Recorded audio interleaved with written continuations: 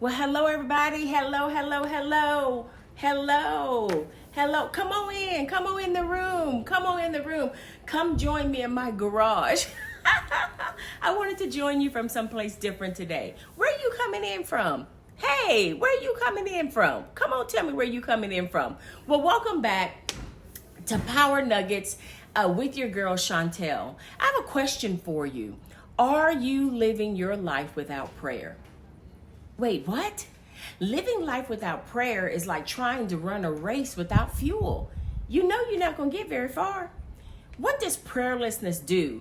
It leads to spiritual emptiness. Now, let's be truthful. You know when your prayers are empty, they have no spiritual weight, they have no power. You can't even swat a gnat with them little old prayers. And they're barely hitting the ceiling because they're bouncing back down, slapping you in the face. Come on now, you know your prayers need some fire.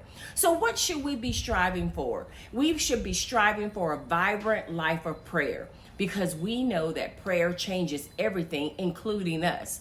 Prayer gives you a purpose, perspective, and peace. When you start to engage in daily prayer, even for a few minutes, you'll notice how your focus shifts. It shifts from stress and uncertainty to clarity and confidence. God desires that connection with you, not just in the big moments or the trying times you may face, or when you're sad and you don't understand. Are they serious? Did they not see me? Did they not see me talking?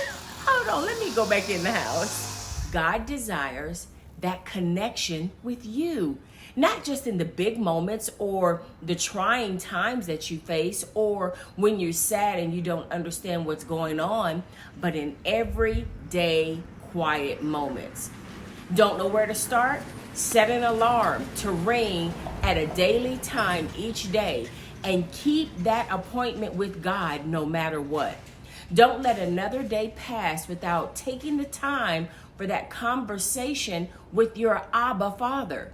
It's the first step from wandering to a life that is lived on purpose. So until next time, continue to build your prayer altar. Join us as we pray the scriptures in our lives weekly. Look in the description and it'll tell you which scriptures we're praying this week. Listen, you can do this. Let's build your prayer altar and let's get your prayers hot and fervent. And you know, hallelujah, that you are ascending beyond your ceiling. All right, guys? Well, I'll see you next time.